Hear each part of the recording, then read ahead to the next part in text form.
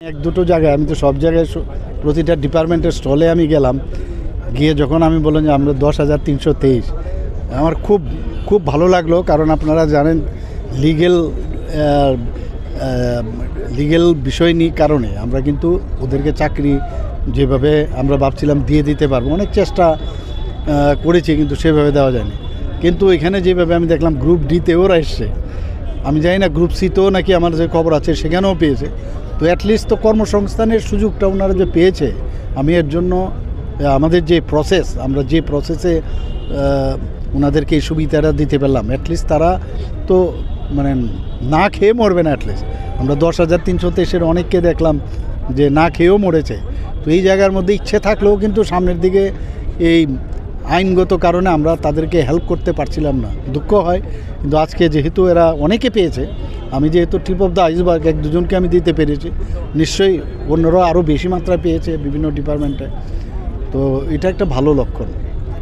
আপনার সরকারের আমলে শূন্যপদ নিয়ে বিরোধীদের একটা অভিযোগ আছে যে ব্যাপক শূন্যপদ পড়ে আছে, সেদিক থেকে পূরণ করার ক্ষেত্রে কি কোনো উদ্যোগ আছে বা কীভাবে? একদম 100% শূন্যপদগুলো সবকটা আমরা পূরণ করার চেষ্টা আমরা করব এবং আমরা নিশ্চয়ই করব, এর মধ্যে কোনো প্রশ্নই নেই।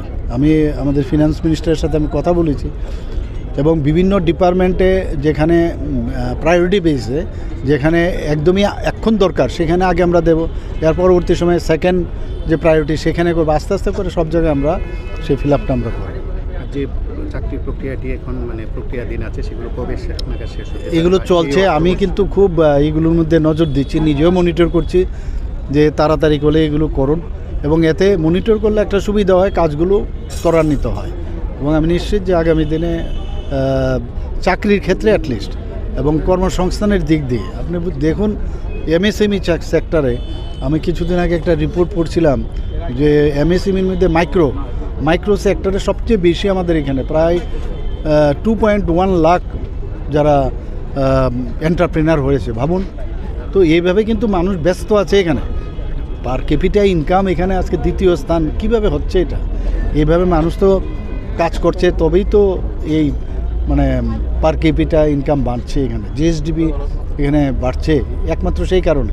এগুলো কিন্তু এমনি দেখা যায় না, কিন্তু শেষ নেই সব, মানে কাউকে তো 100% আপনি স্যাটিসফাই করতে পারবেন না। চাকরি পেলেই মনে হলো যেন সব কিছু আমি পেলাম। আপনি ধরুন আজকে যারা এসপিওতে চাকরি করছে, কিন্তু এর থেকেও বেশি ভালো রোজগার কিন্তু অন্য যারা যদি স্কিল ডেভেলপমেন্ট করে এন্টারপ্রেনারশিপ নেয়, বা আমাদের এখানে মাননীয় প্রধানমন্ত্রী যার উপর বেশি জোর দিচ্ছেন যে আমাদের ব্যাংকের থেকে লোন নিয়ে স্টার্ট আপের মাধ্যমে অনেক লোক এখন সারা ভারতবর্ষের মধ্যে অনেক উপরে উঠে গেছে। একটা রিস্ক নিতে হবে, গভর্নমেন্ট সাহায্য করতে চাইছে। স্টার্ট আপে একটা বিষয় হচ্ছে যে ইনোভেটিভ বিষয় দাঁড়ায়, এক তো দেশেরও লাভ হবে, রাজ্যেরও লাভ হবে। তো অনেকে আমরা রিস্ক নিতে জানি না, আমরা বলছি যেভাবে আছি হ্যান্ড টু মাউথ কিছু একটা রোজগার হচ্ছে, এতটুকু থাকলেই যথেষ্ট। কিন্তু you have to think something big. If you want cannon you will get pistol. মানে বড় চিন্তা ভাবনা করলে তাহলে হবে। এখনের ইয়াং জেনারেশন এখন এই বিষয়ে খুব, তারা কিন্তু এগুলো জানে এবং জানছে। আমি যারা এখনও এই বিষয়ে স্ট্যান্ড আপ ইন্ডিয়া সম্পর্কে জানে না, কি ফেসিলিটিস আসছে, আমি তাদেরকে বলবো এগুলো জানুক। আমাদের সরকারের তরফ থেকে আমরা অবশ্যই তাদেরকে হেল্প করব। অলরেডি এবার দেখুন যেভাবে বাজেটও স্টার্ট আপের উপরে বাজেটের যে অ্যামাউন্ট সেটা অনেক বেশি রেখেছে। তো আমরা এবার প্রধানমন্ত্রী যে আমি দেখছিলাম ওনার ভাষণেও আজকে স্টার্ট আপের উপরে প্রচণ্ড জোর দিয়েছেন। তো সব দিক দিয়ে তো আমরা চেষ্টা করছি। আমরা সমবায়ের ক্ষেত্রেও দেখুন প্রায় 9 লক্ষ লোক আউট অফ 40 লাখের মধ্যে ডাইরেক্ট অর ইনডাইরেক্টলি সমবায় আন্দোলনের সাথে যুক্ত।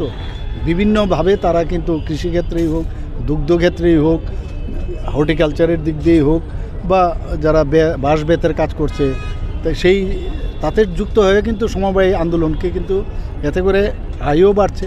এসএইচজি গ্রুপ দেখুন আপনি, তো যে কোনো বিষয় ধরলে এরকম না খালি সংগঠন করো আর আমার সাথে চলো আর কোনো করবে না, এইরকম না। মানুষকে সব বিষয় আমরা যদি তাদেরকে সেই প্ল্যাটফর্ম দিতে পারি, এটাই সংগঠন। আমি আবার বলছি, টাইম বলা ভেরি টাফ। আমি এই নিয়ে আইনজ্ঞদের নিয়ে বসেছি যে কোনো জায়গার মধ্যে যদি সুযোগ হয় তো সেভাবে কথা চলছে, এইভাবেই হবে। এখানেও তো কত কথা চলছে যে এটা দেওয়া হবে কি দেবে না, তো আজকে দিচ্ছি। কারণ আমি এই কথা বলতে পারবো না যে আমি কেন্দ্রীয় নেতৃত্ব এখনও সময় দিতে পারছে না, এটা বলা যায় না। কিন্তু তা এটা যেহেতু এখন দিয়েছে, এখন বলছি দিচ্ছি। তো অনেক জিনিস আছে, এগুলো বুঝতে হবে। আস্থাটা হচ্ছে সবচেয়ে বড়। মানে অনেক যারা চলতি experience আছে, মানে মধ্যবর্তীর মধ্যে কি যে চাকরির প্রক্রিয়া আছে সেগুলো কি শেষ হতে একদম পারে? আছে, একদম করছি, আমরা চেষ্টা করছি। স্যার অনেকে দেখা যাচ্ছে যে কিছু চাকরি মানে ইন্টারভিউ দিয়ে মুখ্যমন্ত্রী বাড়ির সামনে গিয়ে ঘেরাও করে।